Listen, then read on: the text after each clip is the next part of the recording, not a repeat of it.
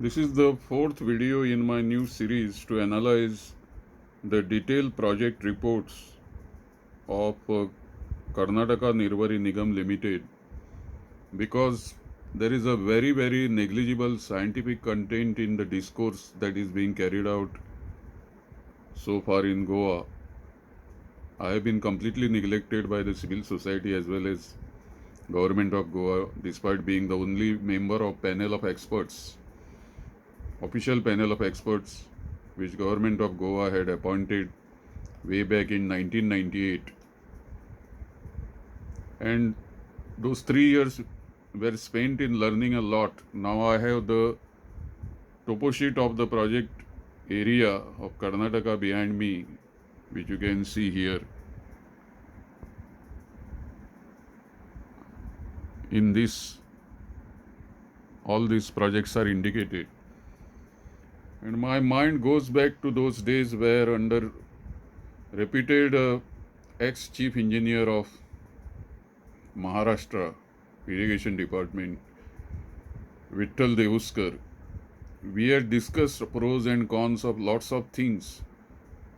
Like the whole thing started actually with government of Karnataka sending a proposal to erect Kotni Dam and Mahadayi hydroelectric power station, and then they also commissioned an environmental impact assessment study.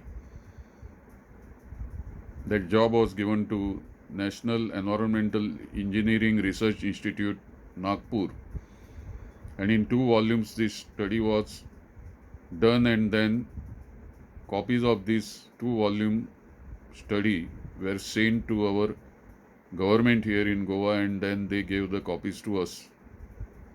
I misplaced my environmental impact assessment study photocopy of these two, as well as my copy of what they had submitted as Mahadayi hydroelectric power project.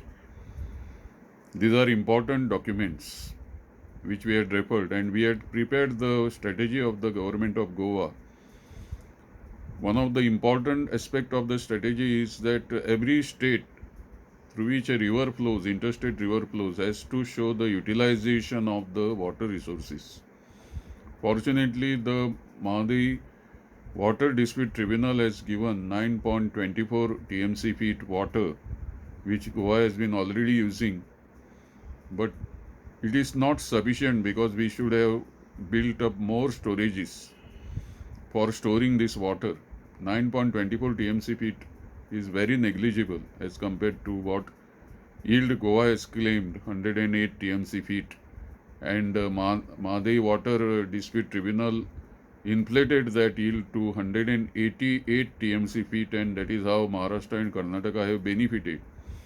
In fact, I was going through rainfall runoff equations in these DPRs, and I was quite surprised that they have given time series data of rainfall from June to November at Ganjem rain gauge station. And it's quite interesting that we do not have this type of data readily available for scientific studies from state government. If they have it, I don't know why they always lock up important details and data from local expert, teachers, science students, research scholars. It's a big question mark. The politicians talk all rubbish.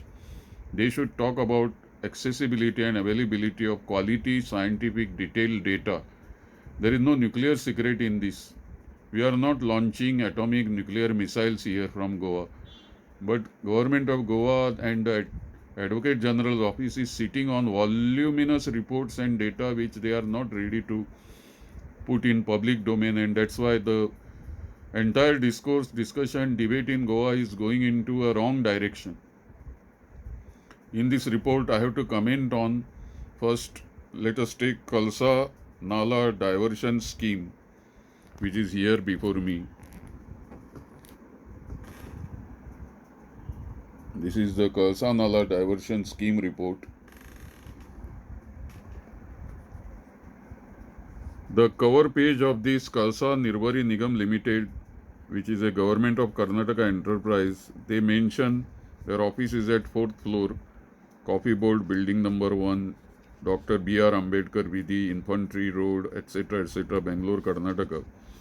I'm quite impressed by their work because they are quite open about what they are doing for expanding irrigation and various types of projects. They are doing huge amount of work in Karnataka, and anyone can go as an Indian and look at the development which Karnataka has done. Of course, they have not bothered much, and that is very sad about it. And there are experts, NGOs, and all like Atri in Bangalore, then Indian Institute of Science. They have Center for Ecological Studies.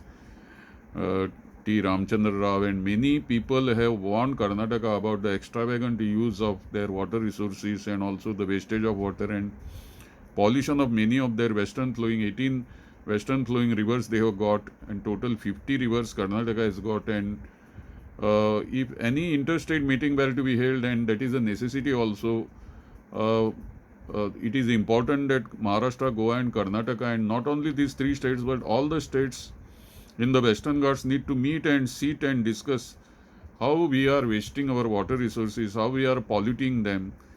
I have another series on my YouTube channel which you can see, where I have given the status of all 13 rivers and their tributaries in Goa.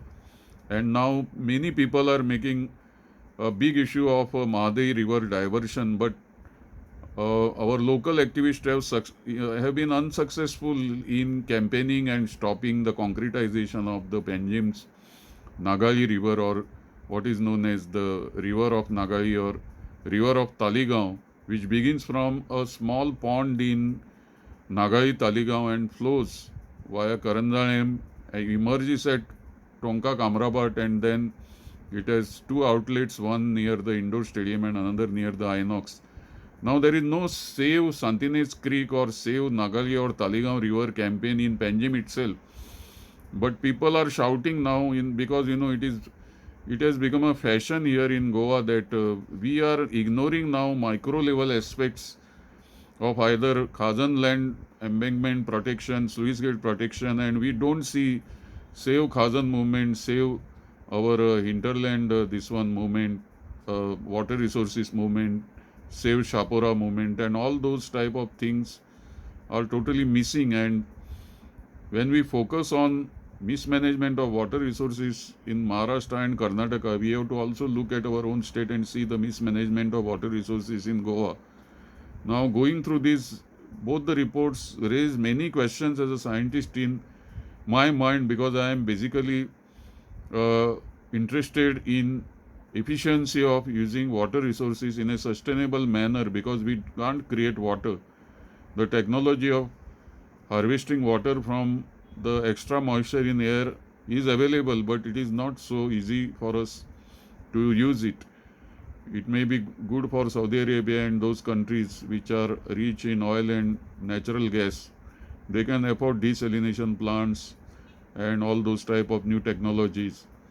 But here we have to first see the quality of our water resources, not just the quantity, and see what we can do to prevent pollution of our water resources and destruction of our watersheds. There is no movement in Goa. I find it extremely strange. I was once a member of what is known as Goa Watershed Management Society. It was doing good work. We had also adopted some villages like Ivrem Khurd, Ivrem Budruk, and one retired government officer, senior person, nice person, Mr. Radhakrishnan, was handling the affairs, and we used to meet regularly, and we had planned lots of things, but 532 watersheds in Goa lie totally neglected. We do not see any type of Save Goa's 532 watersheds. So looking at the Karnataka, this both the DPRs, I felt really worried about why this such a big state is, unnecessarily trying to focus only on the water supply issue of Hubli, Dharwad, and Kundugod towns, and as if there are no other alternatives around these towns and areas for rainwater harvesting or augmentation from existing sources. This is a big question mark.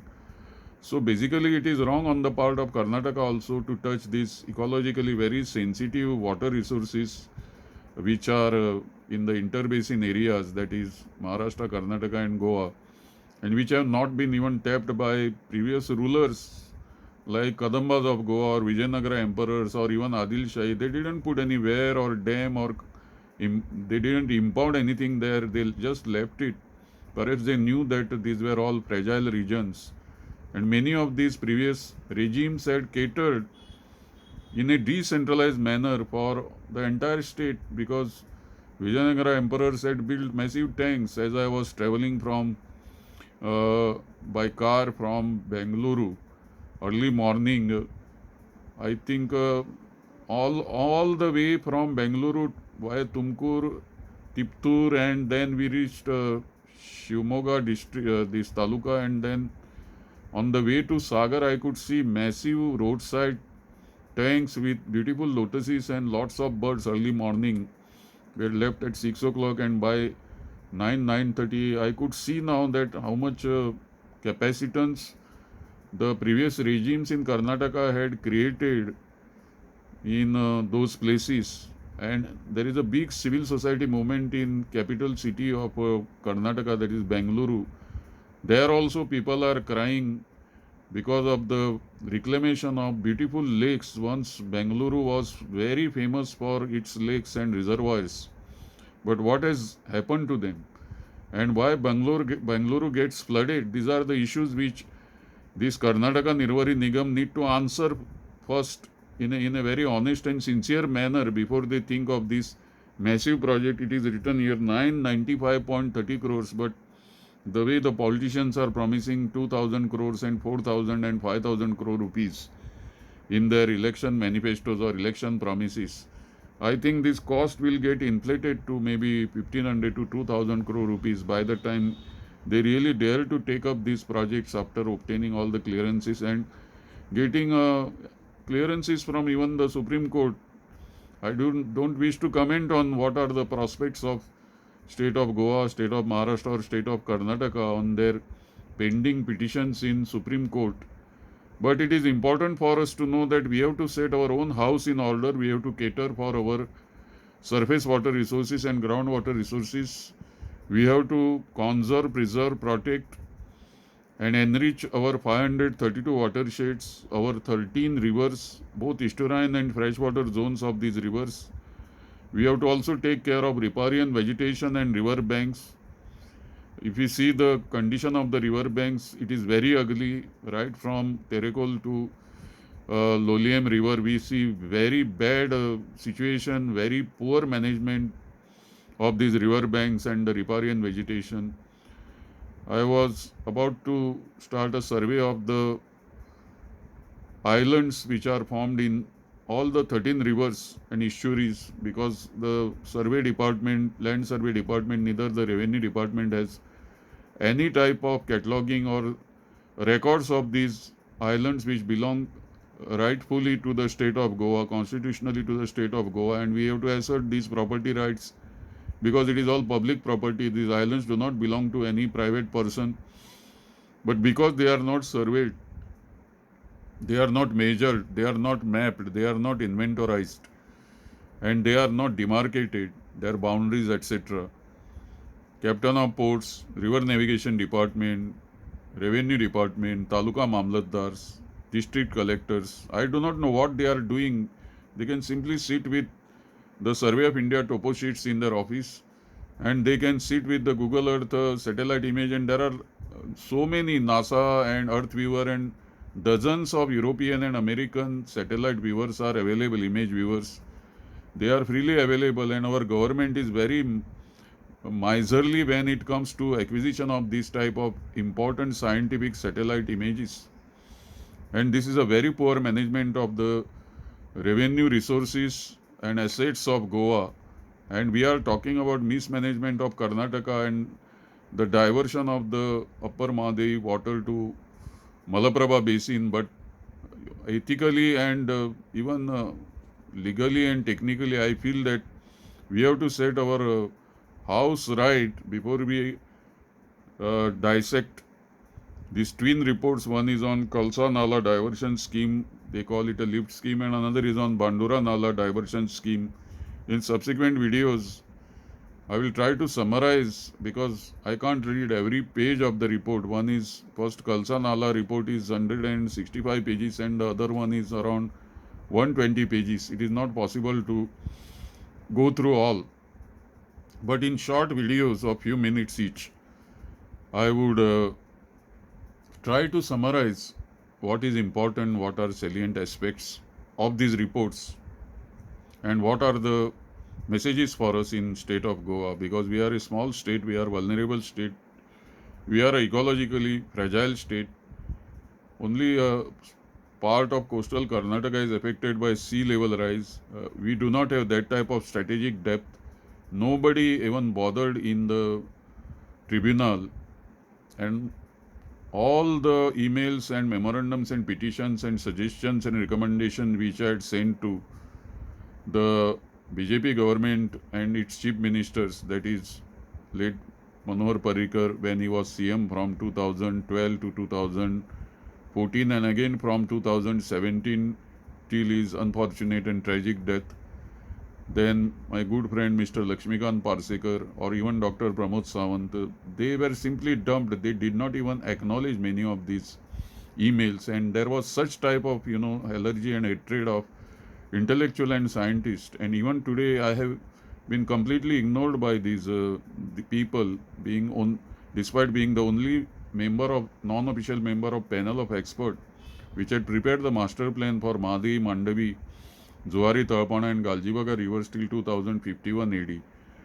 So I am compelled and I feel constrained to go through this detailed project report because that is my job as a scientist. I am not a subjective person. A lot of subjectivism has entered, lot of personal criticism is being done, lot of taunting is going on, lot of heckling is going on, and this has vitiated the atmosphere. Instead of focusing on the scientific, technical, constitutional, legal areas and dimensions, I think people are doing everything very shallow, in a very shallow and superficial manner. And if a scientific point to point debate is conducted, I think many of the points that people are raising, they will understand that they have to clean their house first before they start talking about Maharashtra and Karnataka. And this is the truth, that in Keri village itself, people are crying for water, drinking water. There is a big dam there, Anjuna Dam. But in Rajan Kerkar's Keri village, what is the situation? There is a complete ecological tragedy. And people are begging the MLA that give us water, put the jack well, repair the jack well, give us water.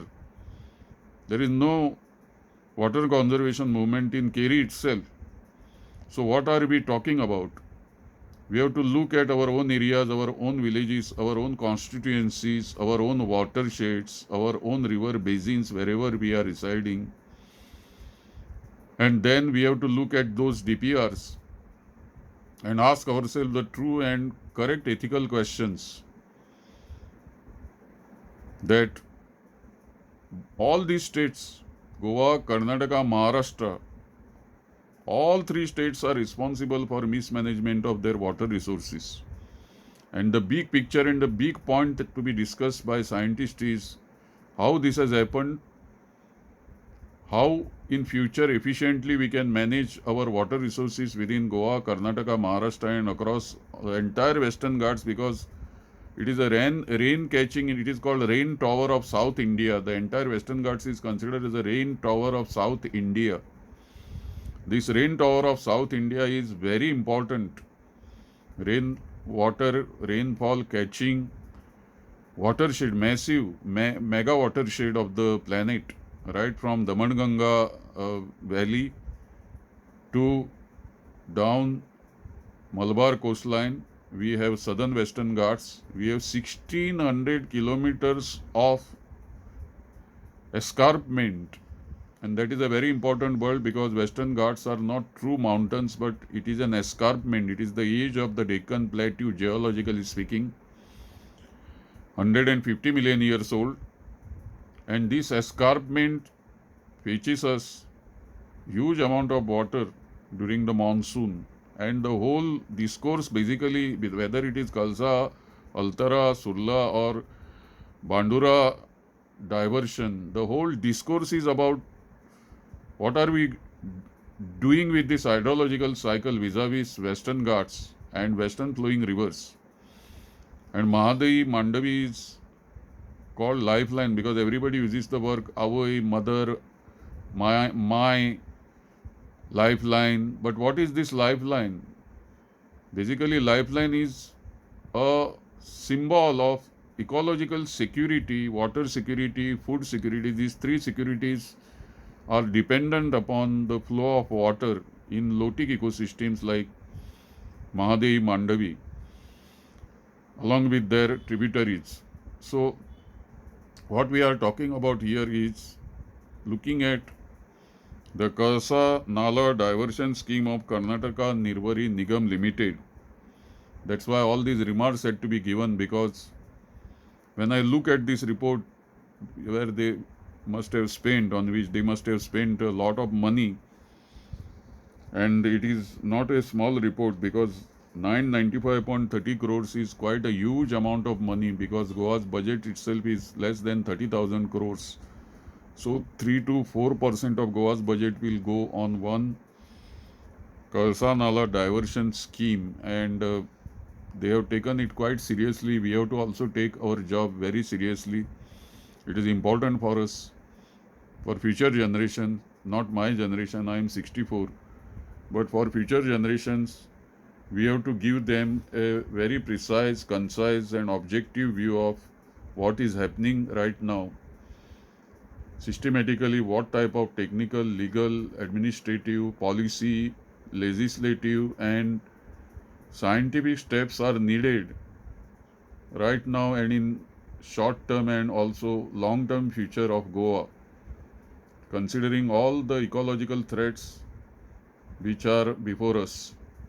So, in the subsequent parts, I will directly go to chapter wise analysis of the Kalsa Nala diversion scheme, volume number 1 report.